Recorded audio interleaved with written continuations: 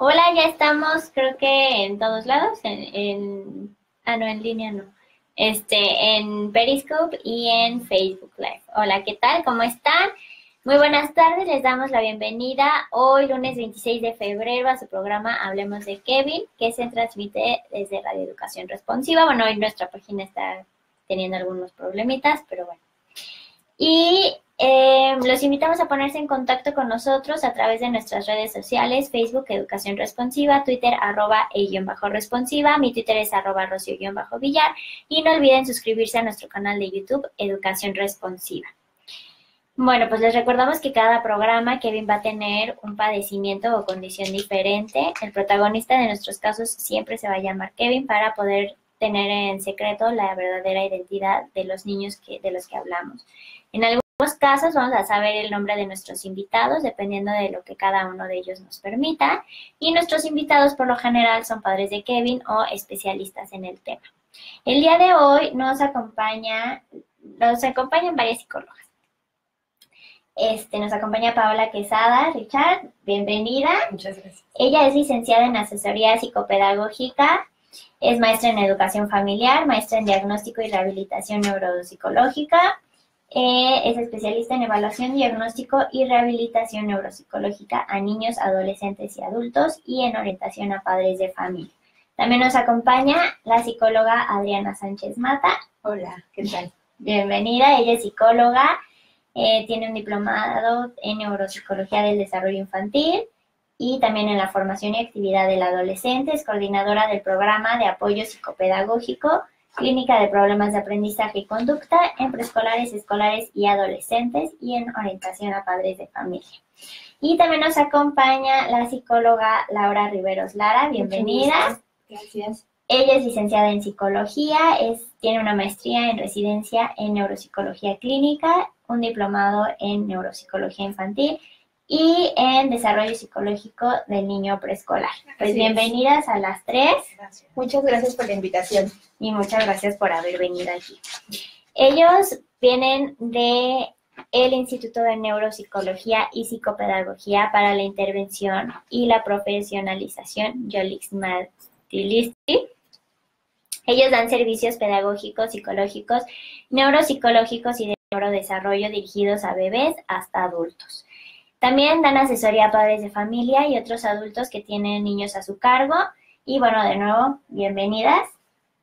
Y bueno, el día de hoy vamos a platicar un poquito sobre las actitudes, algunas conductas que notamos en la actualidad en los niños y jóvenes, que antes la verdad es que no eran muy comunes y que en muchas ocasiones tampoco se permitían.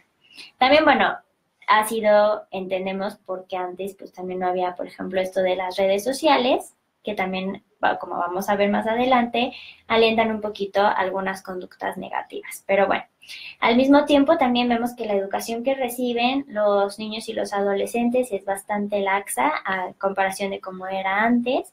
Y hoy vamos a discutir por qué pasa esto, cómo fue que llegamos a estas actitudes y qué podemos hacer para tratar de mejorar a nuestros niños y jóvenes. Y bueno, para esto hablaremos también de casos un poco concretos que han sido muy sonados, como los tiroteos en Florida, por ejemplo, lo del chico de Monterrey, que fue hace más o menos un año.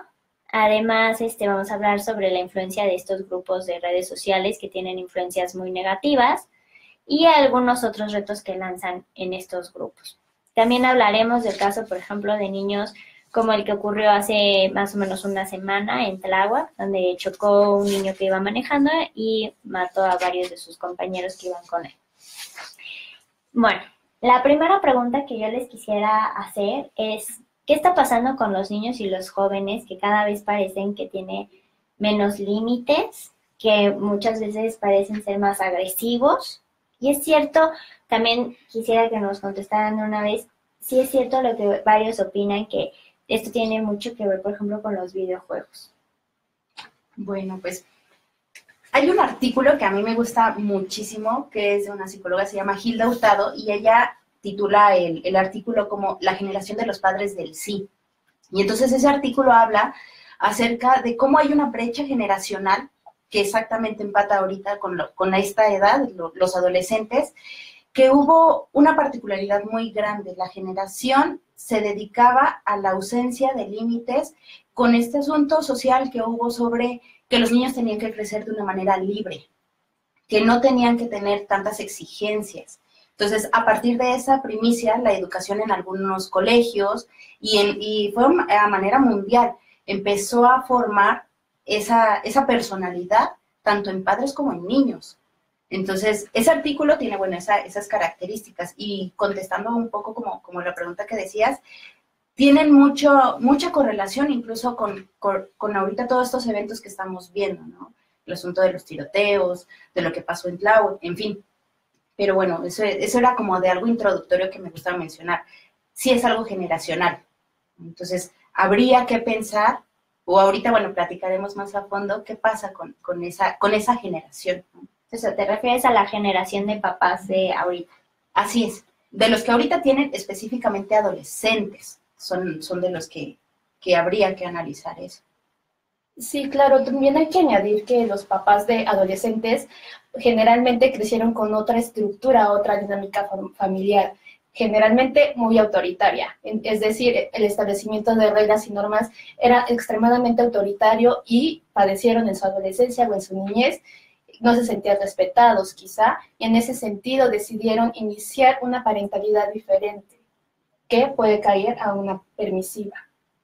Sí, muchas veces son más como que papás, como amigos, ¿no? Y quisieran como caer en esta parte de quiero ser tu amigo y todo, pero son los padres, ¿no? Yo creo que esa es una premisa que actualmente muchos padres tienen, el hecho de que su objetivo es ser amigos de sus hijos, cuando realmente el rol dentro de la familia pues es ser el padre.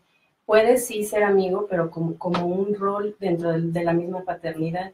Pero también aparte no nada más eres su amigo, sino también, o sea, eres el papá, el que pone los límites, el que pone las reglas, el que le establece consecuencias, el que educa, porque no puedes estar al mismo nivel que el menor o el adolescente en este sentido, o que el niño, porque precisamente por eso tú tienes el rol de ser papá y tienes la vivencia y la experiencia y los conocimientos que tienes a lo largo de tu vida y por algo eres el adulto, ¿no? Y tú como adulto debes de orientar y regular esa enseñanza o esa educación que tú le vas dando a tus hijos para que precisamente ellos vayan aprendiendo a adquirirla.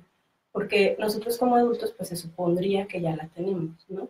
Pero ellos están aprendiendo, están en un proceso de formación. Entonces es algo que yo creo que dentro de las mismas experiencias que nosotros tenemos dentro del trabajo clínico, pues es lo que observamos, que muchas veces eso no sucede. Los papás empiezan creen que el niño va a adquirir las normas y las reglas por sí mismo, o simplemente por el hecho de acudir a la escuela, o simplemente por el hecho de que él tiene que entender que debe de hacer la tarea. Pero no nos damos cuenta que nosotros como adultos o como padres forjamos esos intereses y esos motivos muy importantes y que más adelante se van a ir desarrollando en los niños. Sí, y ahorita, bueno, algo mencionaba esta Paola, ¿no? Es muy importante hacer ese énfasis o ese señalamiento. Hay padres que tienen los recursos, pero ¿qué pasa con los padres de que no los tienen? ¿No? Hay quienes, pues, se sienten padres ya solo por el hecho de tener al hijo, pero eso no significa, y es un dicho como muy común, ¿no? Que escuchamos en las asesorías que damos, es que nadie nace siendo padre, ¿no? Y no hay escuelas para padres. De ahí los programas en algunos colegios que se encargan de dar pláticas orientativas, ¿no? O con esa formación de orientación a ellos para que tengan recursos de cómo dirigir el desarrollo, porque si bien decía Paola, se habla acerca de aspectos formativos, o sea, no se da nomás porque sí, no es como si fuera una plantita, le echas agua y ya pasa, no, al contrario, para que una planta pueda llegar y pueda crecer o pueda ser un gran árbol, hay un trabajo detrás, ¿no? Claro, y hay un esfuerzo. Y requiere también mucho esfuerzo, mucho trabajo, mucha paciencia, ¿no? También hacia, pues, estos chiquitos. También les quisiera preguntar esta cuestión de por qué las redes tienen mayor influencia sobre los jóvenes y los niños que muchas veces los mismos padres de familia. O sea, es decir, muchas veces los padres de familia, al no representar quizás una autoridad, pues las redes sociales pareciera que han tomado en sí ese papel, ¿no? Porque muchas veces son las que marcan ciertos comportamientos hasta en los jóvenes. ¿Por qué pasó esto? Yo creo que algo muy importante aquí de mencionar es la edad en la que se está dando. Si analizamos propiamente esta cuestión de la adolescencia, pues la misma etapa y las mismas características psicológicas de la edad adolescente, pues es principalmente este desarrollo con sus coetáneos, con sus pares, con los demás, con la sociedad, este contacto y esta actividad tan importante que es para él relacionarse con los otros, ¿no? Y pareciera también que, bueno, por todos los cambios que están teniendo, pues que empiezan como con esta búsqueda de esta identidad, pero también a veces empieza a chocar con lo que dice papá y mamá, ¿no? Con la autoridad, ya no me puedes mandar porque estoy creciendo, ya puedo hacer más cosas que antes no hacía. Y al mismo tiempo también yo creo que aquí va muy encaminado pues a que muchas veces los mismos adolescentes pues tienen fácil acceso a este tipo de redes sociales, ¿no? En cualquier momento desde el celular, si tienen un celular en cualquier momento del día, se meten y pueden acceder a él, ¿no? Cosa que anteriormente no se tenía porque no existía este tipo de tecnología, ¿no? Pero ahora ya en la actualidad es algo con lo que ya vives y debes de aprender a vivir y debes de enseñar a los niños o a los adolescentes a vivir con tanta información que está a nuestro alrededor.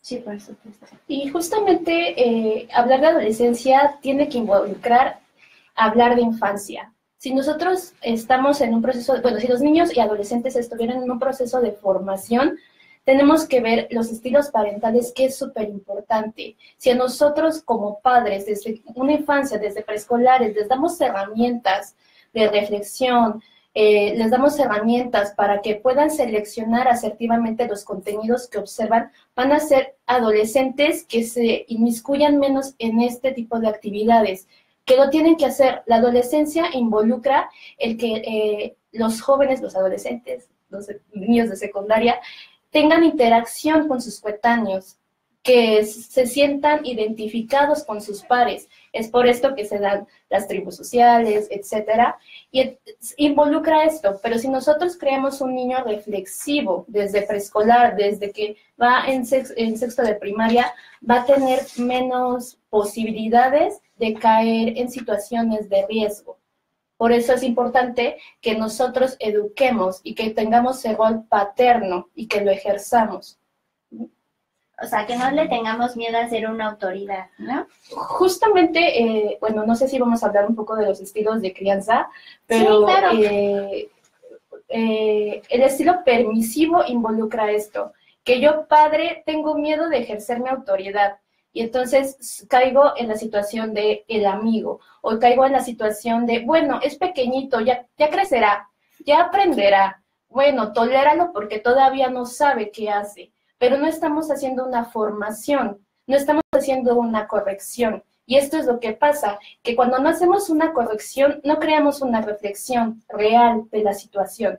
Y si no estamos creando una reflexión real, el niño no se la va a formar de manera propia. ¿Y qué pasa? Que la forma con sus compañeros, a través del internet y a través de lo que observa, ¿no? Que muchas veces a los papás se les sale de la mano, de las manos. No podemos estar que se debería, claro, pero muchas veces por los tiempos laborales, etcétera, los padres no tienen el acceso a los contenidos que ven los niños en internet. No sé si quieran agregar algo respecto a esto. Pues sí, yo creo que sí, algo muy bueno y muy importante que acabas de mencionar es precisamente eso, ¿no? El adolescente no llega a ser adolescente sin antes ser niño, sin antes ser a lo mejor un bebé, ¿no? Entonces, desde las primeras edades de desarrollo de los niños, precisamente se puede notar el estilo de crianza o el estilo el tipo de crianza o el estilo de crianza que tienen los papás.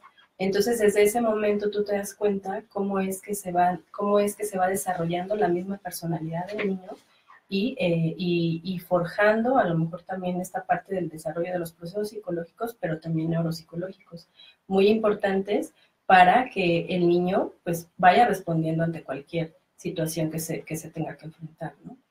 Y por ejemplo, ¿por qué le tienen miedo los papás a ejercer su autoridad y prefieren irse por la parte de una crianza permisiva? Creo que pueden ser diferentes circunstancias y va a depender de la historia de cada padre. De manera general se podría decir que a lo mejor ellos estuvieron en un polo, como comentaba, ¿no? Totalmente diferente, en un estilo de crianza muy autoritario, muy rígido, cero reflexivo con ellos, y entonces no quieren repetir ese patrón. O por el contrario, quizá también puede ser que sean padres negligentes, que realmente no ejerzan su parentalidad porque no la sienten, ¿no? Puede haber muchos, creo que es un arco iris, muchos perfiles. Hablar específicamente de una causa específica no se podría, ¿no?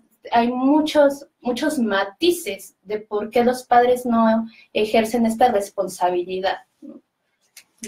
Claro, es que mi pregunta iba porque, o sea, es algo muy curioso que sea básicamente toda una generación que lo pensó de esta forma, ¿no? Entonces podría haber algo por ahí social quizás. Y también mi pregunta es, esto pudo haber también cambiado desde que, por ejemplo, empezaron los dos a salir a trabajar mucho tiempo, porque por lo general, a lo mejor una generación antes, quizás, las mujeres salían a trabajar, pero casi siempre medio tiempo. O hasta que los niños estaban en la escuela, salían a las 4 y pasaban todavía por ellos. Pero ya ahorita la verdad es que hay muchos tipos de familias, muchos estilos de crianza, etcétera, y que muchas veces no les permiten ni a papá ni a mamá estar en casa, ¿no? Nada más a veces los fines de semana y en algunos casos, ¿no? Quizás nada más el domingo, porque también ya el sábado muchas empresas laboran. Entonces puede ser también como un estilo de culpa. Sí, bueno, compensatorio. Es que pudiera pensarse como algo compensatorio, ¿no? Pero algo que tú ahorita mencionabas, sí impactó de manera importante en la crianza y en el desarrollo de los niños esta dinámica que los padres tuvieron con el cambio laboral. Ahora las jornadas laborales, y muchas veces se ve, ¿no? Hay familias que sopesan el crecimiento económico y a veces las demandas que tienen que tener para poder cumplir esas demandas laborales, es que a veces el niño se queda solo. Y entonces, a la ausencia de que puedas estar con tu hijo, buscas otros medios para satisfacer quizás esas necesidades que el niño tiene, ¿no? Y voy a retomar como una de las preguntas que tú me decías, ¿por qué ahorita las redes sociales, ¿no? Son medios de cercanía que tienen para convivir, a veces a la falta de convivencia en la misma familia. Claro, lo sustituyen. Y en el mismo cambio que acabas de mencionar de las características sociales en cuanto a anteriormente, pues los niños salían a la calle a jugar. O sea, y ahora ya no. Ya no puedes salir solo, ya no puedes ni ir a la tienda, ya, o sea, ya no es así. Entonces, tienes que tenerle en casa al niño, así, yo creo que así muchos padres lo ven, o sea, todos los medios como para que se entretenga mientras llego, ¿no? O sea, mientras yo llego a casa a tomar mi responsabilidad, ¿no? Ahí me gustaría como comentar algo más en calidad de anécdota, ¿no? Porque en los talleres que tengo con algunos Kevins, los reyes trajeron tablets y teléfonos y consolas. Cuando hago el sondeo, esa es la respuesta general. Entonces, de ahí empiezo a indagar, ¿no? ¿Qué pasa con bicicletas, con patines, con otro tipo de juegos que favorecen en el desarrollo motor, se me ocurre, ¿no? Por poner un ejemplo, algunos avances que después vamos a poder ver que en los adolescentes es muy importante que ya se hubieran consolidado en etapas tempranas de la infancia, ¿no? Entonces, eso que dice Paula, ya no salen, eso es cierto. No sé si lo han notado, pero ahora estos 6 de enero de hace 4 años, la mayoría de las calles están vacías. La mayoría de los niños tienen un acceso a una tableta o a un dispositivo desde edades muy tempranas. Y entonces eso también repercute en la forma de socialización que empiezan a tener desde muy niños. Y esto también me lleva, por ejemplo, a entre más temprana sea la edad a la que están expuestos a estos dispositivos, es más peligroso para ellos debido a que, bueno, ya sabemos que hay muchísimas redes de pederastas, hay también todas estas legiones, ¿no? que existen en las redes. ¿Y qué podemos hacer? Porque al final de cuentas ellos pertenecen a una sociedad que está siendo ya muy digital. Entonces, en algunas veces, si los retiramos de eso, es retirarlos de su entorno social, ¿no? Entonces, ¿qué podemos hacer? Justo creo que retirar no es una opción viable y no es una opción real.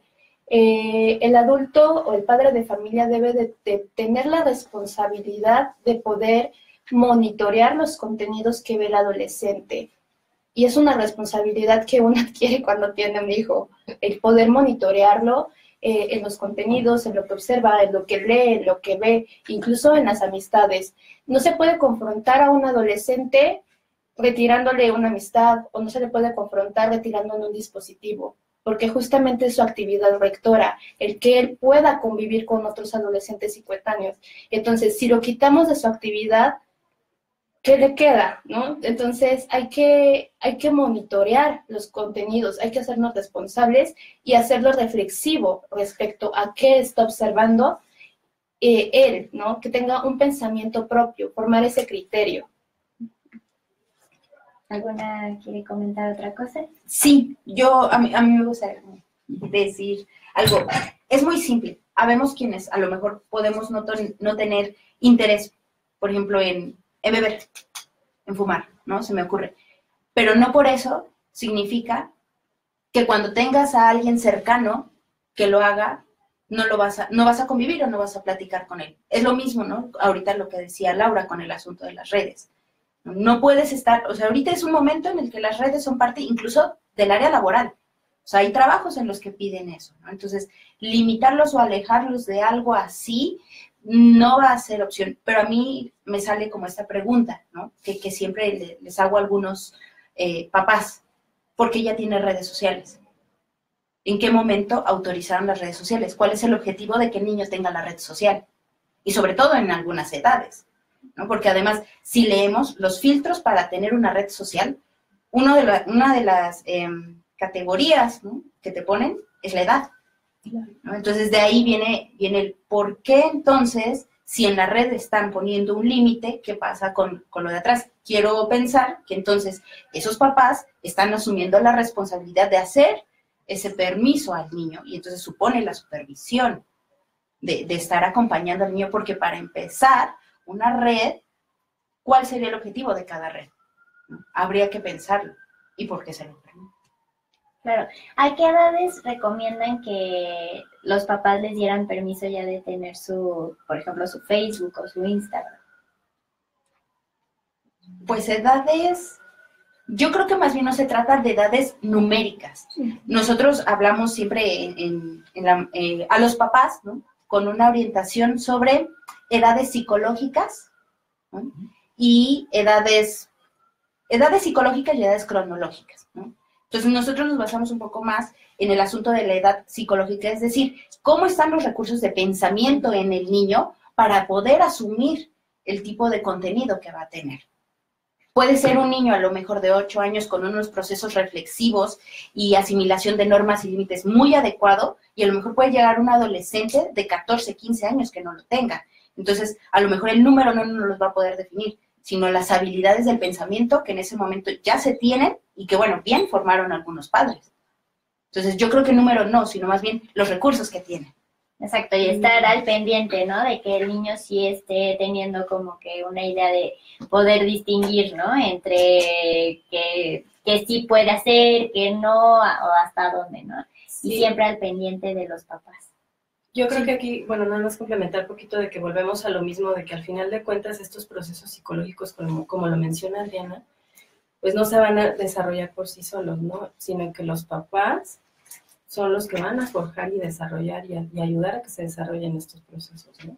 Entonces también yo creo que es muy importante como que sí aclarar esto, que el niño no va a tener un pensamiento reflexivo por sí mismo. Si tú como papá no lo ayudas a reflexionar, a que analice su conducta, a que se fije cuando se equivoca y después posteriormente que corrija, pues no va a desarrollar el niño este pensamiento reflexivo si tú no lo induces a eso, ¿no? Yo creo que podemos concretar, por ejemplo, un padre que quiere o su hijo está exigiendo o quiere abrir una red social. Un adolescente, supongamos 12 años. Entonces quiere abrir una red social. Yo creo que sea cual sea, tiene diferentes filtros y hay recomendaciones. Entonces tú como padre te debes de informar respecto a estos filtros. Inclusive en videojuegos, en películas, están las clasificaciones y son muy pocos los padres los que se sientan a observar el contenido y la clasificación, ¿no? Entonces, primero tenemos que identificar el filtro de edad para cada una de las redes sociales, identificar los posibles riesgos que estos implican y explicárselos justamente. El decir, bueno, cuando tú abras una red social puedes asumir cierto riesgo. ¿Cuáles son? Ayudarlo a que los observe, a que los identifique. También como padre debes de observar el pensamiento de tu hijo, la confianza que te tiene, su capacidad de resolver los problemas, ¿no? Eso también es importante que tú lo veas en tu hijo para que a partir de eso puedas o no abrir una red social. Pero siempre el proceso debe de ser formativo. Como menciona Paola, se da en acompañamiento. Yo no le puedo decir, bueno, sí, abre Facebook. Ya, ¿no? Cuando no hay un proceso, él no sabe quizá en qué riesgo se puede encontrar y cómo son las soluciones. Y muy importante, que también pueda confiar en ti para adquirir esas soluciones si encuentra una dificultad. Entonces, se debe de hacer un proceso primero reflexivo como padre, qué tanta confianza le estoy yo dando a mi hijo para que se acerque. Para que se acerque, claro. Sí, perfecto.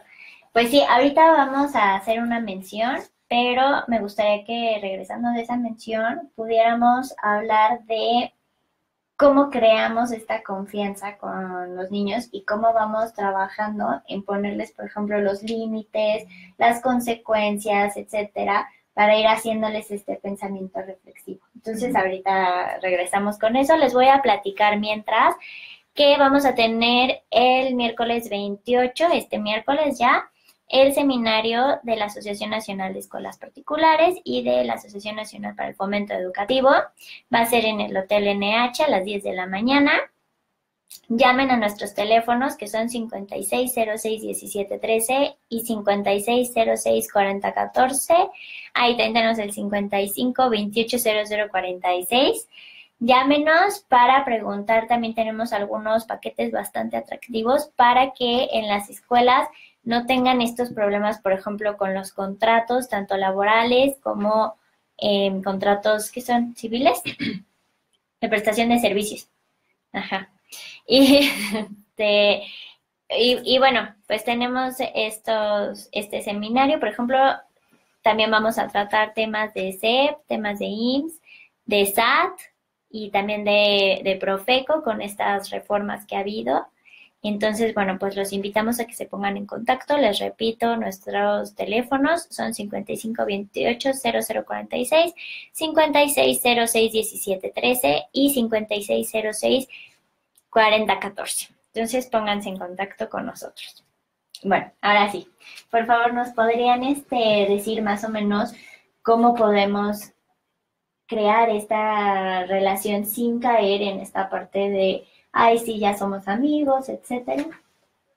Ok, bueno, hay que ser democráticos, ¿no? Dentro de la psicología se maneja el estilo de crianza democrático, en el cual, y especialmente con los adolescentes, debe de haber un proceso reflexivo y de negociación. No podemos imponer, hay que enseñarle a los niños las causas y los motivos de las formas de actuar, ¿no? Y retomando un poquito el tema de qué íbamos a tratar respecto a la violencia en las escuelas o el tema de los niños de Tláhuac, ahí podemos retomar un poco qué es lo que no se debe de hacer, para qué o por qué se están dando este tipo de situaciones y posteriormente sí aterrizar más las ideas de ahora sí, cómo podemos favorecer esta confianza. ¿Les parece? Sí, está bien. Bueno, pues entonces vamos a los casos un poquito más concretos. Para empezar, ¿por qué los jóvenes caen con tanta facilidad en grupos de redes sociales? que bueno, ya lo vamos a hablar, como la Legión Hulk, que la verdad fomenta el odio, incita a los suicidios, a los asesinatos, y todo esto lo hace como en forma de reto, ¿no? Y en muy concreto es el caso de este chico en Monterrey hace un año, que llegó a la escuela con una pistola, que había tenido acceso a ella dentro de su casa, la había agarrado, se la llevó al colegio, le disparó a algunos de sus compañeros y a la maestra.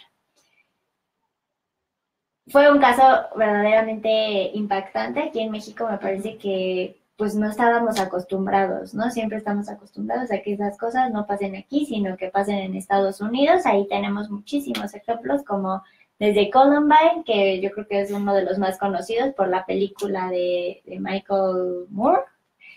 Y bueno, y ahora ya también el último caso que fue en Florida. Pero o sea, ¿qué lleva a los niños a hacer esto? Ahorita dijiste una palabra muy importante, reto, ¿no? Y habría que conceptualizar qué es un reto, ¿no? Entonces, ahorita decías, ¿por qué caen o por qué están tan cercanos a las redes sociales? No, ahorita hace unos momentos ya tocamos por qué se acercan, ¿no? Es parte de su actividad rectora, socializar. Pero si bien en las redes están apareciendo eso que yo ahorita te decía, y la definición del reto es una provocación o una incitación, ¿no? Entonces, desde ahí, el concepto, pues va a marcar la pauta al tipo de comportamiento, ¿no? El asunto aquí está en la reflexión, como en el caso de los chicos de los tiroteos en las escuelas, ¿no? Sí, bueno, aquí es muy importante analizar, yo creo que toda esta parte de la misma sociedad, ¿no? O sea, el hecho de que ya cada vez en general vivimos en una sociedad violenta, ¿no? Entonces, en el caso muy específicamente de Estados Unidos, pues bueno, tienen un acceso a las armas con muchísima facilidad, y inclusive viven, ¿no? O sea, los niños viven con padres que las usan y para ellos es algo normal y se habitúan, al final de cuentas se habitúan a verlo y a usarlo, y hasta a lo mejor hasta ellos mismos aprenden a utilizarla, ¿no? Pero yo creo que aquí al final de cuentas, independientemente de todo, aquí fue una toma de decisión. O sea, el adolescente tomó la decisión de tomar un arma y hacer algo, ¿no? O sea, y al final de cuentas estamos hablando ya de procesos neuropsicológicos complejos, en donde interviene la parte de la educación de los padres, el estilo de crianza, pero también interviene esta parte de la formación del autoconcepto del mismo adolescente, ya en este caso muy en específico, pero en el mundo social en el que vive. O sea, cómo se define el adolescente en este mundo social o en este ambiente social, por no hablar ya del mundo, pero sí en el ambiente social en el que se desenvuelve. Y por qué lo está considerando como una respuesta hacia algo, ¿no? O sea, como una manera de responder hacia algo. Entonces, yo creo que aquí es un nivel de análisis en donde, en primer momento, no está este control de impulsos, en donde diga, bueno, a ver, un momento, detente, ¿sabes lo que estás haciendo? Esta conciencia del otro, esta empatía, donde qué voy a generar, qué voy a hacer, y simplemente se toma la decisión por un impulso, ¿no? Bueno, retomando lo que menciona Paola, hay que saber que el desarrollo neuropsicológico del adolescente no es igual al de un adulto. Desde la infancia, los diferentes procesos como atención, memoria, las diferentes habilidades se desarrollan en diferentes tiempos y de manera, digamos, paulatina, y no son iguales en todos. Las habilidades, por ejemplo, de planeación, de crear un plan de acción, de inhibir respuestas impulsivas, tomar decisiones más acertadas, se va desarrollando, son de las últimas habilidades que consolidan los adolescentes. Entonces, en un cerebro que podríamos ver como totalmente, que todavía no está tan desarrollado como en el del adulto, ¿qué es lo que pasa? Que tenemos un niño que actúa a través de estímulos o a través de emociones. Y entonces, hay dos tipos de control, digámoslo de manera general. Está el control cognitivo, que es aquel en que yo puedo reflexionar acerca de lo que me puede pasar, tener una planeación o una anticipación de consecuencias, en algunos adolescentes esto no se ha desarrollado de manera óptima y tiene que ver mucho con el estilo de crianza que los padres le han dado. Habrá padres que les den las herramientas y los puedan desarrollar bien, pero también hay una parte de control emocional. En el adolescente, toda la parte del sistema límbico está muy fuerte. No hay un filtro tan real como en el adulto. Y entonces, a pesar de que los niños sepan las consecuencias de sus acciones, muchas veces la recompensa, incluso se ha estudiado mucho esto en adolescentes, la recompensa inmediata les gana, ¿no? Justamente podríamos verlo en el caso del niño que se accidentó en Tláhuac. Es un niño que considero tuvo bastantes habilidades de planeación. ¿Por qué? Porque tomó el auto cuando quizá no lo veían, pudo encenderlo, pudo manejarlo, pero la toma de decisiones y esta selección de riesgo-beneficio no estaba, ¿no? No la tenía tan clara quizá. O le ganó es el beneficio de, bueno, voy a conducir, voy a estar con mis amigos, que es una actividad altamente motivante. Entonces, esto es lo que pasa con los adolescentes. Y si no tenemos un adulto que guíe y que regule y que lo haga reflexionar respecto a esto, se toman decisiones mayormente impulsivas, que es lo que pasa, ¿no? En este caso.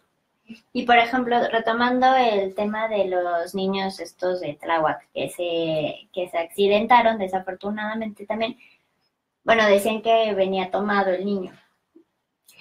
¿Podríamos decir que hay alguna responsabilidad, o sea, sobre los padres realmente? Porque pues también sabemos, o sea, que los adolescentes pues muchas veces no es que estén tomando en la casa de alguien, ¿no? O sea, es que, no sé, se esconden,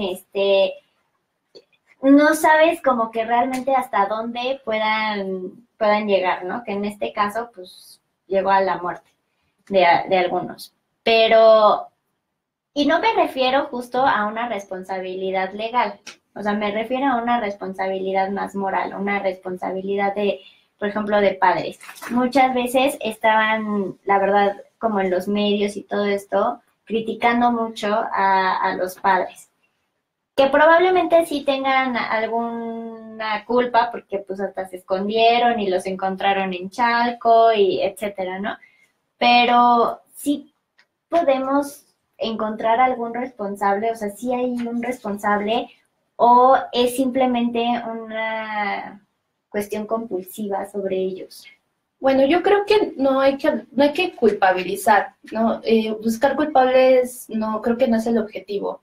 Sí, quizás responsabilizar, sí, que es totalmente diferente. En esta cuestión, lo que yo pude leer del caso del adolescente de Tláhuac y lo que se observa por las respuestas que dan los padres ante el incidente, yo pudiera hablar de que sí se mostraron negligentes, ¿no? En este sentido de que quizá no observaron o no cuidaron al adolescente, que se haya desaparecido el carro y no se dieran cuenta, sí, o incluso, ¿no? Lo que mencionas, que no acudieron cuando su hijo estaba guardado, ¿no? Entonces, sí puede sonar de un asunto de negligencia. ¿Qué es una negligencia? El que el padre no se asuma como padre, ¿no? El que el padre no le dé las herramientas de reflexión o que el padre no tenga esta calidez afectiva con los niños, ¿no? Entonces, tú no le ponemos límites ni lo castigamos. Entonces, hacemos que el niño, digamos, lo nulificamos, ¿no? Esto puede pasar. No me consta porque yo no conozco a los padres. Lo que sí observé y que fueron en las noticias es que los reportes propiamente psicológicos del caso sí apuntan hacia allá, sobre una parentalidad negligente. Entonces, esas son las consecuencias. Y, por ejemplo, en este tipo de casos, ¿qué consecuencias ustedes como psicólogas recomendarían? O sea, ¿qué tendrían que hacer los padres? Porque pues el niño no es que lo vayan a meter a la cárcel, que es menor de edad, etcétera, pero ¿qué consecuencias tendría que haber? O sea, mató a unas personas.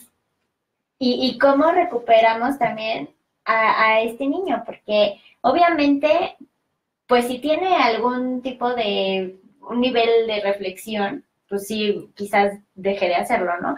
Pero ¿cómo lo sacamos de eso? Porque consecuencias legales no va a tener, pero como papá, ¿qué necesitarías hacer? O sea, o sí regresarlo con los padres, o qué hacemos con estos niños. Legalmente lo que se está haciendo son estudios psicológicos, que es lo que van a hacer con los papás, para ver si son aptos para cuidar al niño, y eso es lo mejor. Ahorita el hermano fue el que tiene la custodia del niño, entonces sí, se debe de identificar si los papás cuentan con las herramientas para cuidarlo, ¿no? Probablemente no lo sé. En ese sentido, pues el niño sí quedaría a custodia de alguien que tuviera estas habilidades. Y evidentemente tiene que tener un trabajo de intervención, tanto psicológica, afectivo, emocional, como neuropsicológica, quizá, no lo sé, ¿no? Porque tenemos que conocer el caso en específico del pequeño, pero sí tiene que tener un acompañamiento para que pueda salir de la situación. Ok. Ahora, también quisiera que platicáramos un poquito sobre, bueno, ya entendimos esta parte de que, bueno, los papás están siendo bastante permisivos, etcétera, ¿no? Pero entonces ahora retomemos la pregunta de qué recomendaciones les podemos hacer a los papás para que vayan creando este vínculo, para que vayan creando también este pensamiento reflexivo, que vayan, como decíamos antes, creando este arbolito, ¿no? O sea, que esta plantita se convierta en un árbol y en un árbol bien. Bueno, es que ahorita pensando en términos generales, ¿no? Algo que tendría que ser de manera inmediata, como una sugerencia a los padres, es si están atendiendo o no a los cambios de comportamiento y estado emocional de los niños. Porque si bien hay una frase que dice, bueno, yo lo tuve y nació de mí y yo lo conozco, pues eso daría la pauta a entender que entonces están al pendiente de los cambios de comportamiento que tienen. Entonces, esa sería una de las primeras sugerencias o orientaciones. Hay datos que alertan, ¿no? Hay vocabulario que empieza a despertar situaciones que no son parte de la cotidianidad de la familia. Entonces, esa sería una de las inmediatas que habría que sugerirle a los padres para evitar cualquier conducta, en este caso de riesgo. Sí, yo creo que también, bueno, como lo hemos mencionado, esta parte formativa en donde los padres enseñan a los niños a utilizar estos medios o estas redes sociales o el celular o inclusive hasta si son los videojuegos, etcétera y demás. O sea, ir formando el criterio al final de cuentas del niño, ¿no? O sea, desde pequeñitos, desde que están bebés o empiezan a crecer en edad preescolar, pues hay procesos psicológicos muy importantes que se tienen que consolidar, que muchas veces llegan a la adolescencia y no se han consolidado. Entonces el niño no puede reflexionar sobre su conducta, el niño no acata límites, no acata reglas, etcétera y demás. Entonces yo creo que es muy importante que sí, pues llevar este acompañamiento, el establecimiento de los límites claros, simplemente un estilo de crianza democrático, no ser autoritario, pero tampoco ser permisivo, tener unas consecuencias congruentes con la falta que se está cometiendo y no aplicar el condicionamiento que muchas de las veces se utiliza en todos los lados, ¿no? En la escuela, en casa, etcétera. Porque eso no te ayuda a crear un pensamiento reflexivo, te ayuda o enseñarle al niño a reaccionar dependiendo de obteniendo algo o evitando algo, ¿no? Entonces, este pensamiento reflexivo, como decía Laura también hace un momento, pues te permite a ti explicarle por qué lo vas a acompañar, porque es importante que supervises en esta introducción que a lo mejor en el Facebook, bueno, mira, yo te voy a enseñar, vamos a hacerlo juntos, lo vamos a hacer así, lo tienes que hacer de esta manera, cuando pasa esto otro, es enseñarle, ¿no? Las consecuencias que puede tener el hecho de que no se esté aceptando a cualquier invitación de amistad, o sea, como que toda la situación de riesgo en las que él se puede ver metido, pero también lo que él puede provocar con a lo mejor algún comentario, una foto, un video subido, etcétera y demás, ¿no? Porque eso es algo que no tiene alcance y es muy grande y muchas veces no se los hacemos consciente a los menores, no saben cuántas personas pueden llegar a ver lo que están subiendo, no saben cuántas personas pueden llegar a hacer lo mismo que están haciendo ellos, ¿no? O a cuántas personas pueden llegar a afectar, ¿no? Exactamente. También. Ahorita esto se me viene como a la mente para entrar al asunto de otra recomendación, lo que pasa con todos estos retos que ha habido en las redes sociales, ¿no? En la mayoría de los casos, ¿no?, de los que hubo, los padres, así específicamente, lo que ocurría era que no vigilaban las redes sociales. O sea, simplemente veían que el niño estaba con un celular, ¿no?, o con una tableta, pero nada más, ¿no? Entonces, para evitar la incidencia en ese tipo de retos, o como lo quieran nombrar, que en realidad la palabra correcta es retos, es que tendrían que tener acceso a las redes sociales. Yo sé que a lo mejor puede generar un poco de ruido, ¿no?, el asunto para tocar el tema de la privacidad del adolescente, porque ese es un tema también que va muy de la mano, ¿no? Pero el asunto aquí es que la privacidad es algo que finalmente los padres otorgan cuando ven que su hijo tiene los recursos y que se ha ganado esa confianza de los padres. Como un privilegio. Pues sí, como una especie de privilegio. Bien puedes tener tu cuarto y tener tu espacio, ¿no?, y puedes dormir ahí, pero pues hay ciertas normas y reglas que tienen que girar en torno a esa privacidad. Entonces, si bien la red social se va a poder tener, van a tener acceso, van a poder estar ahí, pues los padres también podrían estar supervisando el contenido. Ahí nos preguntan si como menor de edad deben tener privacidad total. Como menor de edad, niño, adolescente. Es que, ajá, niño, adolescente, Adolescente. como adolescente. Habría que referir a qué, o cuál sería el término de privacidad. Habría que pensar qué es privacidad, incluso dependiendo del contexto familiar. Porque hay familias que la privacidad puede ser nada más el cuarto. Hay papás que la privacidad para ellos solamente representa el tener el dispositivo y que nadie les diga nada. Yo creo que más bien depende del concepto de privacidad. Si hay... ¿Cómo decía la pregunta? Que hablan de privacidad en sus redes. Sí, o sea, sí habría privacidad en redes sociales. Esto va a depender de las habilidades del adolescente. Sí. Si tú ves que tu adolescente es poco reflexivo, que constantemente se mete en situaciones quizá de acoso, que no soluciona bien los problemas, que no te tiene confianza, que no hay una buena comunicación contigo, sería peligroso que tuviera totalmente una privacidad, porque se expone a situaciones que no va a poder resolver. Pero al contrario, si tú ves que tu adolescente tiene buenas habilidades de comunicación contigo, te tiene la confianza para pedirte ayuda, tiene habilidades reflexivas buenas de pensamiento, logra solucionar sus problemas cotidianos, podemos irla otorgando de manera paulatina. Es como dice Adriana, no es que se le dé porque cumplió 13 años y ya se la voy a otorgar. Ya te la ganaste. No. Es un desarrollo que se da de manera paulatina y tienes que tener la sensibilidad, o debes de desarrollar la sensibilidad como padre de ver si tu hijo cuenta con este tipo de habilidades. Eso es muy cierto. Ahorita ¿Y los padres los padres sobrevaloran a su adolescente? Sobrevaloran. O sea, quiero entender que puede que no estén viendo que no que tienen tengan buenos estas habilidades. recursos. Exacto. Y que ellos digan que sí. Ajá. Ok. Pues sí hay padres que sí, hay padres que sí lo hacen, ¿no? Hay padres que sí y que creen que porque ven algunas formas de comportamiento, creen que los adolescentes lo pueden hacer, ¿no? Y ahorita me retoma como para hilar las dos preguntas, ¿no? Si lo sobrevaloran, y ahorita lo que estaba contestando Laura, es muy simple, ¿no? Estás en una red social y sabemos que hay un mundo de todo. Y entonces, por ejemplo, en caso que hay incitadores, ¿no?, o abusadores, buscan un perfil. Y ese perfil que buscan del niño también tiene que ver con un perfil de familia. O sea, para que el niño caiga, significa que hay una familia también vulnerable y carente de algunas formaciones. Entonces, si son padres que sobrevaloran, sobreestiman o creen que su niño tiene los recursos, entonces eso habría que pensar del tipo de pensamiento que tiene la familia también. Porque entonces no están siendo lo suficientemente honestos como para aceptar que el niño tiene dificultades y por ende, bueno, eso también tendría que ver con la familia. Sí, no están aceptando tampoco su paternidad, ¿no? No son autocríticos. Exacto. No son autocríticos con su papel de formadores y con el de su hijo, ¿no? Las habilidades que han desarrollado.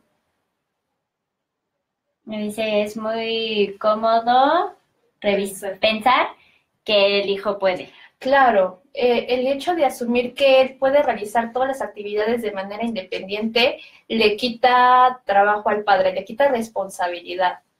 Y entonces, si a la pregunta de un niño o un adolescente, 13, 14 años, debe de tener total privacidad, tenemos que ser conscientes y hacer un pensamiento autocrítico y profundo, ¿no? ¿Qué tan honestos son como Por padres? ¿No?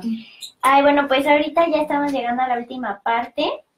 Me gustaría que nos dijeran dónde podemos ponernos en contacto con ustedes. Bueno, tenemos varias redes sociales, tenemos página web, tenemos Facebook, tenemos también Twitter. Entonces, la página institucional es www.institutodeneuropsicología.com. Y bueno, ahí hay acceso al perfil de quienes trabajamos, cuáles son los servicios y las otras redes, ¿no? Los Facebook. Está el institucional, que es el que es Neuropsicología Infantil, Yoli Masklishki, que es el nombre que tenemos, que bueno, de ahí lleva otros Facebook, ¿no? Que son el de orientación para padres, o orientación psicoterapéutica. El correo es neuropsicología.impi@gmail.com. Y teléfonos, bueno, tenemos 2 sedes, entonces los teléfonos son diferentes. Está la sede de Cafetales, y que es Avenida Armada de México. Ese son 8502-2862 y 2458-0044. Y el de Tláhuac es 5088-9213. Tenemos esos teléfonos. Y platíquenme, ¿van a tener algún evento próximo? Bueno, ahorita de eventos, vamos a dividirlos, ¿no? Tenemos los eventos para profesionales, porque bueno, supongo que también hubo profesores, psicólogos, educadores que nos estuvieron escuchando. Entonces, para ellos hay varios, va a haber 3 diplomados. Hay uno que es el de Neuropsicología del Desarrollo Infantil, que ese es uno de los más importantes que se dan en el instituto. Y bueno, igual en las páginas web, ahí vienen los otros 2 de los diplomados. Y para padres, ahorita hay un taller programado, y ese es un taller importante que nos lleva como a los temas que tuvimos, que se va a dar, creo que es 25 de marzo, y se llama Taller de Formación de la Actividad Voluntaria. Entonces, uno de los objetivos de ese taller es ayudar a los padres a que comprendan cómo se pueden formar normas y límites en los niños preescolares, porque si bien lo tomamos en la plática, para tener un adolescente con este tipo de conductas, significa que durante el preescolar no se trabajó. Entonces, para evitar ese tipo de conductas de los adolescentes que ahorita hablamos, el trabajo se tiene que hacer de manera preventiva. Entonces, ese es uno de los talleres que se van a dar. ¿Y estos trabajos también los hacen dentro de su instituto? O sea, es decir, nosotros nos podemos acercar a ustedes y nos dan esta orientación, dan terapias para los niños. Claro, en INPI contamos con servicio psicológico desde infantil a adultos, contamos con servicio neuropsicológico también desde infantil también a adultos, y trabajo de neurodesarrollo. Entonces, sí contamos con tanto evaluación e intervención psicológica y neuropsicológica. Y bueno, eso incluye la orientación a padres, ¿no? No siempre el caso nada más es trabajar con el niño, sino bien brindar a los padres los recursos necesarios para que puedan continuar con el proceso o consolidar el proceso de intervención que llevamos en el espacio terapéutico.